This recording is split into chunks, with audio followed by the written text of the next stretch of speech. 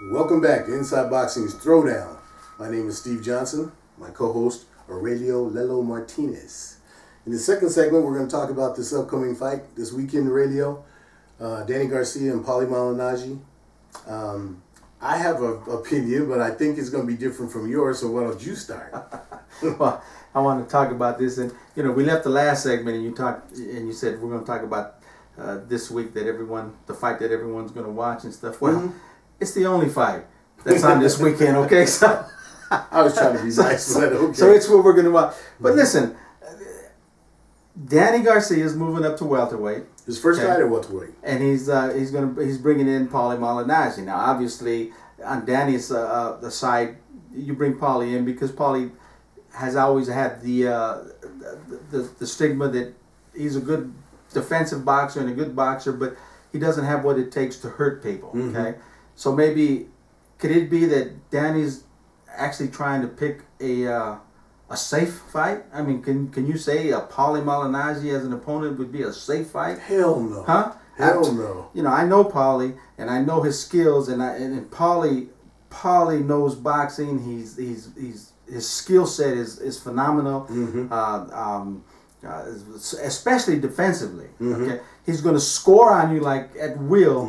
Okay, so unless you can get in there and hurt Paulie, you're in trouble. Now, can Danny hurt Paulie to win the fight, or can Paulie just take the decision? Well, you know what? I think we got two issues. You hit on an excellent point.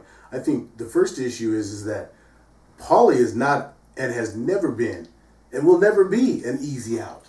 Okay? It's like you said, his skill set is such that, that's not going to happen. The second thing is that why they would call out a Paulie Malignaggi, who's a former 2 or 3 time world champion, in your first fight going up to welterweight. One of the things I'm waiting for, Aurelio, and I'm hoping it happens during this week. I'm hoping that Angel Garcia starts running his mouth and Paulie gets at him, because that's what is going to make this fight even more attractive to the casual fan. Paulie. Yeah. I remember I told you before, I refer to him as the Reggie Miller of boxing. Yeah. And everybody that knows Reggie Miller from the Indiana Pacers back in the day, that dude's a very mild-mannered, average player. Yeah. But you start talking and yapping at him, and next thing you know, that dude's dropped 40 on you. Okay? Paulie is like that. I think that for this fight, I personally think that the Garcias bit off a little more than they can chew. I don't think, and don't forget, this is at the Barclays Center in New York. Paulie claims New York to be his. The Garcias are coming in from Philly, just recently claimed New York as theirs. Paulie's not going to let that happen to radio. Well, let me tell you, I've always been a Paulie fan. I like his boxing skills, and he's good for boxing. He always has been.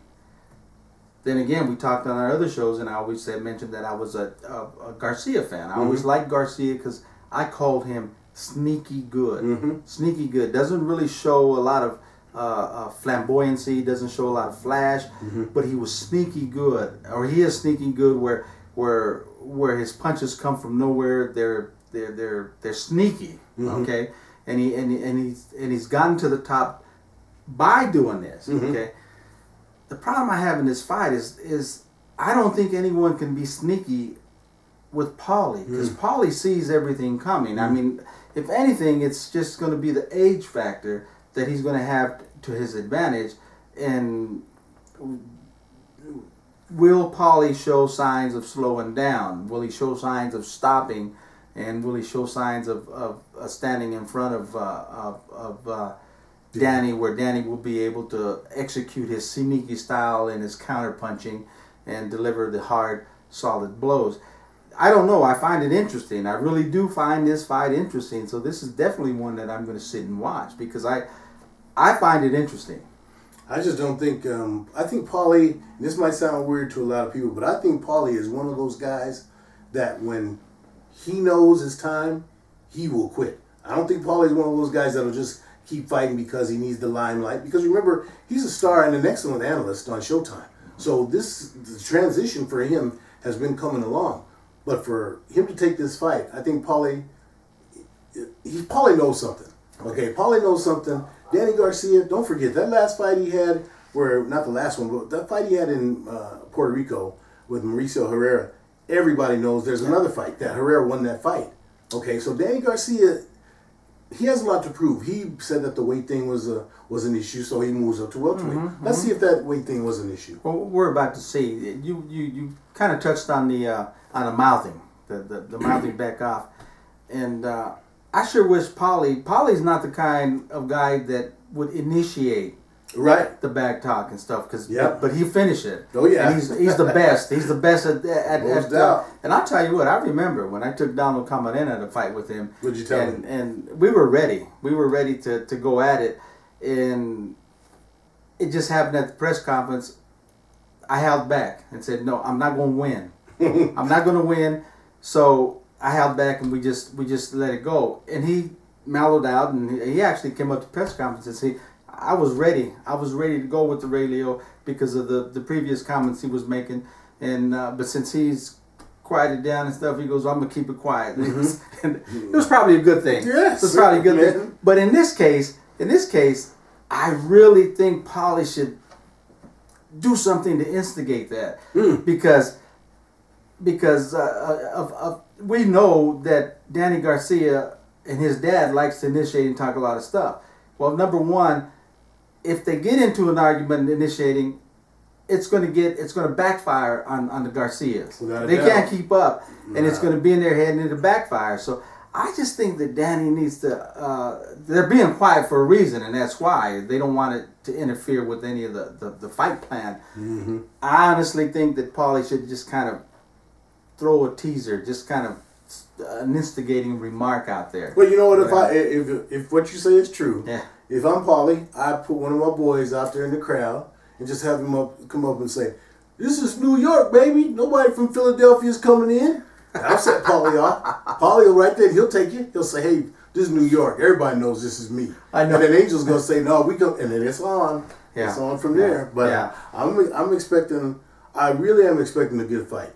I don't think like you said, Danny Garcia, and I remember when you said that a long time ago. You said he's sneaky good. And I think that was shown to everybody when he fought Lucas Matisse, because I think almost all of us thought Matisse was going to knock him out. Really did. And he took Matisse apart.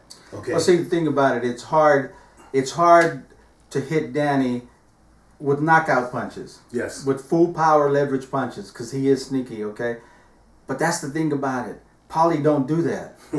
Paulie don't do that. Paulie's going to score, and he's going to make you look stupid, okay? Yes. And I really think that Paulie can go in there and just stay to his game, and at the end of the fight, it could very well that he made Danny look stupid. Well, like you said, we know that the way Paulie, especially the way he won his last world title, just boxing and frustrating. Boxing and frustrating, and like you said with Danny Garcia, he gets behind with Paulie, it's going to be a problem. And that's the way I see it happening. I see him falling behind. He's got to chase Paulie, and Paulie just to give him a boxing lesson. That's right. Because I don't think he can outbox Paulie. Good. So he's looking for that one big punch where he can, like he did Matisse, hey, and I don't think that's happening with Paulie. Paulie's, once again, he's seen it all. Yeah. He's seen it all. So I expect it to go like that. Well, good. I'll tell you what, guys. Tune in this weekend for this fight. If I'm not mistaken, it's the only fight of any significant value. I mean, you're still going to have your regular club fights and everything. Isn't there a fight on Premier? There's some fight on Premier that is. But it's the name fight. It's the big name fight this weekend. Yeah. So. That is fight on Premier. I'm sorry. Yeah. Paulie's on Premier, but there's nothing on HBO and Showtime as far as I remember. I don't think so. Yeah. Not until the following week. But anyhow, that fight in itself is going to be worth watching. Sit down, put the popcorn up, and put the popcorn up. Yeah. Put popcorn. Put the heat on. Put the heat on the popcorn. But anyway, that's going to conclude. We have a very short segment here because that's the only fight we're going to look up to this weekend. But we're going to come back to you and we're going to talk about the amateur boxing. Okay, some stuff happening with the United States again in Canada with the Pan Am Games. Well, we had some good stuff and some bad stuff. Yeah. But like Ray said, we'll talk about that when we come back and come back and we're going to talk about the comment that Marlon Esparza said. That alone should drive you to come back and look at the No, next you're going to segment. come back because we're going to talk about Claressa Shields, the probably the second most dominating woman in sports right now. The good and the bad. Okay. All right. We'll see you in a little bit. Until then, keep them hands up. Keep them up.